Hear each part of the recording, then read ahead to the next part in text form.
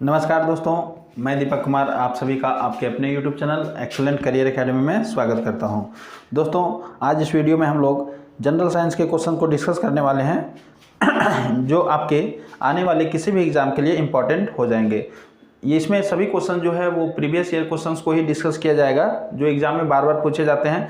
तो दोस्तों, आप किसी भी एग्ज़ाम का तैयारी कर रहे हो, चाहे आप झारखंड सचिवालय हो गया, उत्पाद सिपाही, झारखंड पुलिस, दरोगा या अन्य किसी ऐसे एग्जाम जिसमें साइंस का क्वेश्चन पूछा जाता है, तो ये वीडियो आपके लिए इंपॉर्टेंट है। आप इस वीडियो को पूरा देखिए दोस्तों, यहाँ पर हम लोग देखेंगे कि ये जो हम लोग सीरीज शुरू किए हैं तो इसका ये सेट नंबर 16 होने वाला है। इसके पहले 15 वीडियो चैनल पर प्लेलिस्ट में डाल दिया गया है, आप वहाँ से उसे जरूर देखें क्योंकि उसमें भी सभी इंपॉर्टेंट क्वेश्चन है। तो चलिए हम लोग आज का वीडियो को शुरू करते हैं। देखिए दोस्तों, हमारा पहला नंबर क्वेश्चन क्या कहता है।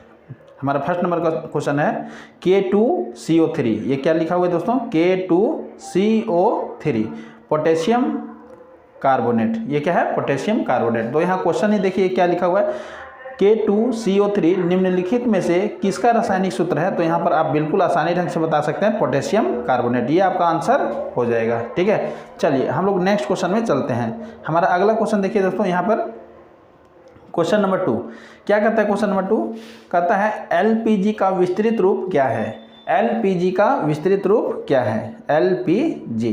तो दोस्तों, अगर आपने मेरा पिछला वीडियो देखा होगा तो उसमें मैं जरूर इस क्वेश्चन को डिस्कस किया हूं, तो ये तो आपको मालूम ही होना चाहिए। एलपीजी का जो फुल फॉर्म होता है, विस्तृत रूप होता है, इसको बोलते हैं liquefied petroleum gas. Liquefied petroleum gas, liquefied petroleum gas. तो इसका राइट आंसर क्या होगा दोस्तों?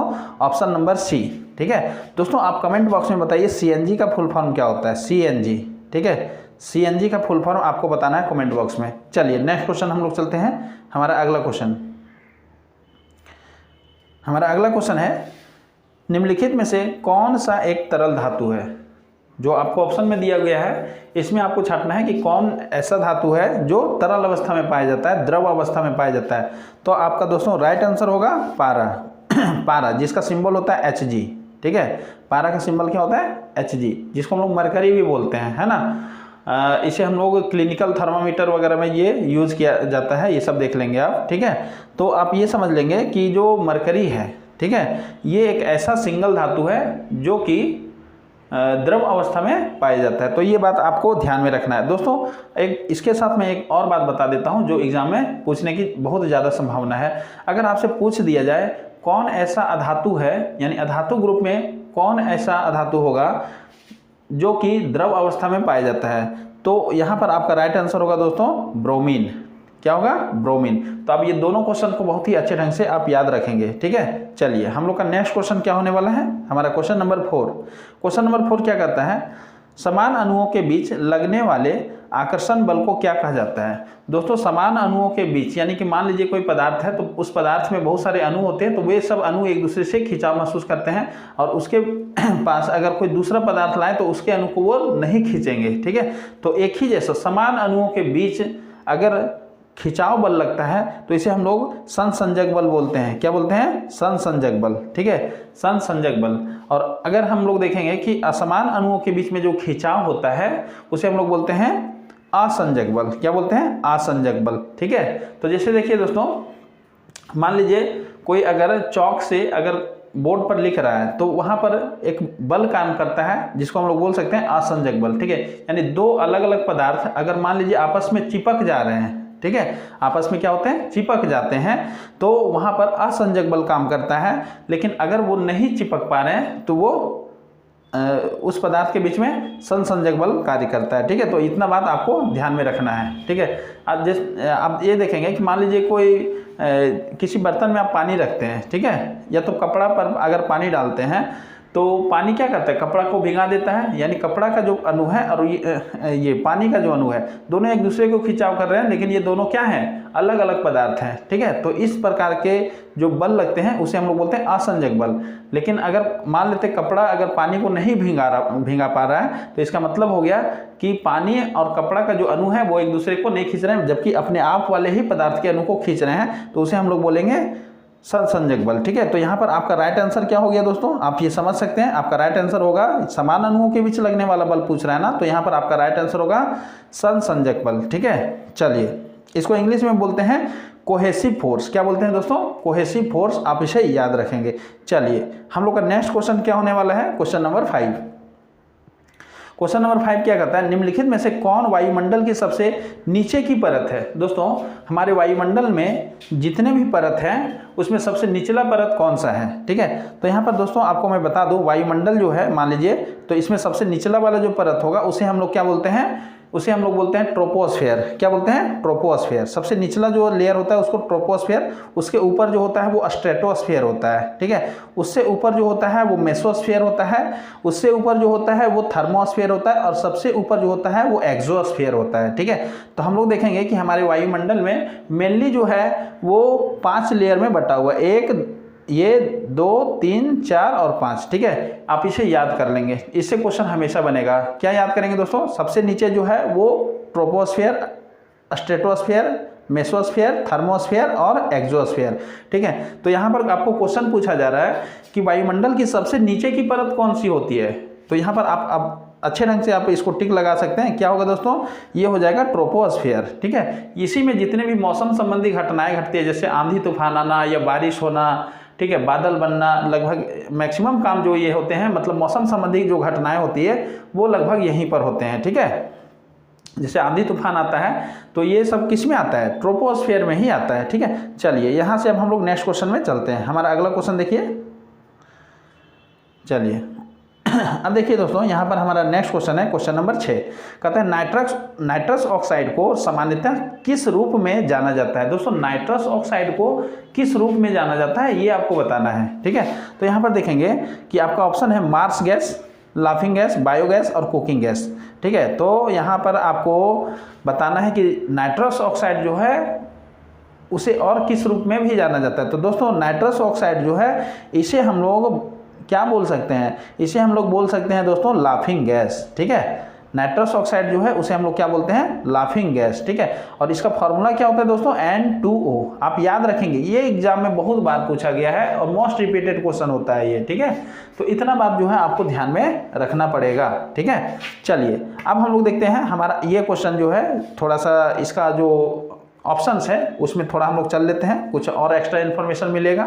देखिए यहाँ कहता है मार्स गैस। ठीक है दोस्तों, मार्स गैस जो है उसे हम लोग मीथेन गैस के नाम से भी जानते हैं। ठीक है, मार्स गैस जो है इसे मीथेन गैस के नाम से भी जानते हैं। इसका भी फॉर्मूला आप लिख लीजिए। ठीक है, क्योंकि ये भी बहुत पूछता है। ठीक है, मीथेन गैस को CH4 बोलते हैं। क्या बोलते हैं? CH4। मार्स गैस, इसे मीथेन गैस के नाम से जाना जाता है। चलिए अब देखिए यहाँ पर बायोगैस। ये तो आप जानते हैं कि अगर कोई भी चीज़ कार्बनिक पदार्थ को हम लोग सड़ाते हैं या सड़ने गलने से जो गैस बनता है, ठीक है, उसे हम लोग बायोगैस बोलते हैं। बायोगैस का एक तरह से हम लोग देखें तो ईंधन के रूप में भी इसका यूज किया जाता है बायोगैस का। ठीक है, कार्बनिक पदार्थों को सड़ा करके उससे जो गैस तैयार किया जाता है ना, उसी को हम लोग बोलते हैं बायोगैस, और उसका यूज जो है वो ईंधन के रूप में किया जाता है। चलिए, तो इतना बात आपको क्लियर हुआ।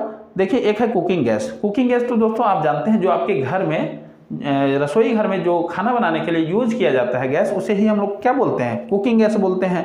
तो कुकिंग गैस आप बता सकते हैं, जिसको हम लोग अभी पीछे भी डिस्कस किए हैं, ये क्या है? LPG। ठीक है, LPG जो है इसे हम लोग कुकिंग गैस या तो फिर इसको हम लोग रसोई गैस के नाम से भी जानते हैं। ठीक है, चलिए हम लोग का नेक्स्ट क्वेश्चन, हमारा अगला क्वेश्चन देखिए दोस्तों, यहाँ पर क्या कहता है? ऑप्शन ये क्वेश्चन नंबर कितना है? 7। क्वेश्चन नंबर 7 कहता है रतौंधी की बीमारी निम्नलिखित में से किस विटामिन की कमी से होता है? दोस्तों कितना मोस्ट इंपॉर्टेंट क्वेश्चन है दोस्तों, ये एग्जाम में बार बार पूछा जाता है इस टाइप के क्वेश्चन। विटामिन से तो क्वेश्चन आपको देखने के लिए मिलेगा ही मिलेगा, तो इसलिए आप विटामिन वाला जो सेक्शन है उसको अच्छे ढंग से आप कीजिए। ठीक है, देखिए यहाँ पर कहता है कि रतौंधी की बीमारी निम्नलिखित में से किस विटामिन की कमी से होता है? तो दोस्तों जिसको हम लोग नाइट ब्लाइंडनेस, इस बीमारी को हम लोग नाइट ब्लाइंडनेस भी बोल सकते हैं। मतलब दिन में तो आपको बहुत ही अच्छा ढंग से क्लियर दिखेगा, लेकिन रात का जब समय होगा ना, तो जो अगर ये बीमारी से पीड़ित होता है उसे रात के समय में नहीं दिखता है दोस्तों, उसे बहुत तकलीफ होता है रात के समय में नहीं दिखता है। तो ठीक है, तो चलिए यहाँ पर देखेंगे कि जो विटामिन की कमी से होता है उस विटामिन का नाम बताना है। ठीक है, तो यहाँ पर आपका राइट आंसर होगा दोस्तों, right answer vitamin A. Vitamin A की कमी से रतौंधी की बीमारी होती है, ये आप लिख लेंगे। दोस्तों अगर आपसे पूछा जाए कि विटामिन ए जो है अगर किसी के बॉडी में कमी है या विटामिन ए की पूर्ति के लिए सबसे अच्छा चीज़ खाद्य पदार्थ कौन सा है, तो यहाँ पर आप लिखेंगे गाजर। ठीक है, गाजर में विटामिन ए की मात्रा भरपूर मात्रा में पाई जाती है। ठीक है, चलिए अब दोस्तों यहाँ पर थोड़ा सा हम लोग और देख लेते हैं। यहाँ पर कुछ क्वेश्चंस है, इसमें थोड़ा सा और हम लोग देख लेते हैं कि क्या बीमारी ये उत्पन्न करते हैं अगर शरीर में कमी हो जाएगा। दोस्तों विटामिन बी जो है, ठीक है, विटामिन बी, इसे हम लोग बेरी बेरी के नाम से जानते हैं। क्या जानते हैं दोस्तों? विटामिन बी की कमी से बेरी बेरी नाम का रोग हो जाता है। विटामिन सी की कमी से जो होता है वो स्कर्वी होता है। विटामिन सी की कमी से कौन सा रोग होता है? स्कर्वी। और विटामिन डी की कमी से दोस्तों रिकेट्स होता है। कौन सा बीमारी होता है? रिकेट्स। और इसी को हम लोग दोस्तों सूखा रोग के नाम से जानते हैं। ठीक है, इसी को हम लोग क्या बोलते हैं? सूखा रोग। चलिए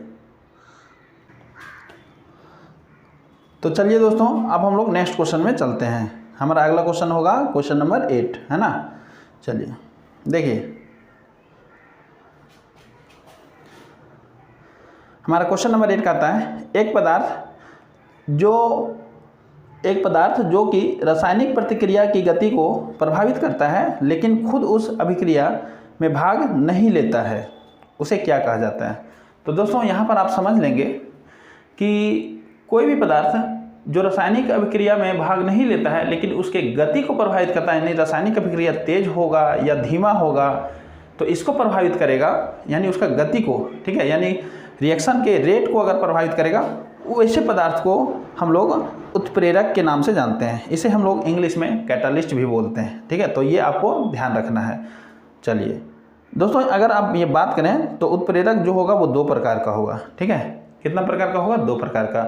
कुछ उत्प्रेरक जो होते हैं वो रासायनिक अभिक्रिया की गति को तेज कर देते हैं, तो वैसे हम लोग बोल सकते हैं कि उत्प्रेरक जो हम लोग इसका रासायनिक अभिक्रिया को बढ़ा देगा, ठीक है, रासायनिक अभिक्रिया की गति को क्या करेगा? तेज कर देगा, वैसे को हम लोग बोलते हैं कैटालिटिक प्रमोटर।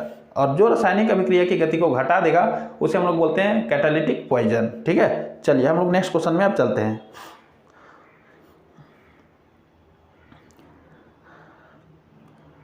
तो दोस्तों अब हमारा क्वेश्चन नंबर 9 क्या कहता है? देखिए, निम्नलिखित में से कौन बेंजीन का रासायनिक सूत्र है? दोस्तों बेंजीन, ठीक है, ये एक ऑर्गेनिक कंपाउंड है, यानी कार्बन का कंपाउंड है। ठीक है, और इसका रासायनिक सूत्र पूछा जा रहा है, तो इसका रासायनिक सूत्र होता है जो दोस्तों बेंजीन का C6H6। ठीक है, C6H6 ये एक सुगंधित कंपाउंड है, इसे आप याद रखेंगे। बेंजीन का रासायनिक सूत्र जो होता है वो C6H6 होता है और इसे आप याद रखेंगे, इससे क्वेश्चन बन सकता है। ठीक है, चलिए यहाँ पर इसका फॉर्मूला आपको ध्यान में रखना है। C6H6 ये बेंजीन है और ये एरोमेटिक कंपाउंड है, मतलब इसमें सुगंध होता है। चलिए अब हम लोग नेक्स्ट क्वेश्चन में चलते हैं। हमारा अगला क्वेश्चन क्या है? देखिए क्वेश्चन नंबर 10, इंसानों में पाचन की क्रिया कहाँ से शुरू होती है? दोस्तों जब हम लोग कोई कुछ खाते हैं, खाद्य पदार्थ को खाते हैं तो उसका पाचन होता है। तो पाचन जो है वो कहाँ से शुरू हो जाता है? हमारे शरीर में किस भाग से पाचन की क्रिया शुरू हो जाती है? तो दोस्तों इसका राइट आंसर होगा मुख, यानी मुंह। ठीक है, जब मनुष्य भोजन लेता है और जब उसको चबाना शुरू करता है उसी समय से उसका पाचन का क्रिया शुरू हो जाता है, यानी मुख में ही उसका पाचन शुरू हो जाता है। ठीक है, तो इतना बात जो है वो आपको ध्यान में रखना है। तो दोस्तों इसमें सभी क्वेश्चन, इंपॉर्टेंट क्वेश्चन को डिस्कस किया गया है, इसे आप बढ़िया ढंग से रिवाइज कीजिए ताकि आपको एग्जाम में हेल्प हो सके। ठीक है, तो दोस्तों अगर वीडियो अच्छा लगा होगा तो आप इस वीडियो को लाइक कीजिए और अपने दोस्तों के बीच में शेयर कीजिए। और अगर अभी तक हमारे चैनल को सब्सक्राइब नहीं किए हैं तो आप हमारे चैनल को ज़रूर सब्सक्राइब कर लीजिए। ठीक है दोस्तों, तो इस वीडियो में इतना ही। अब लोग मिलते हैं नेक्स्ट वीडियो में। वीडियो देखने के लिए धन्यवाद।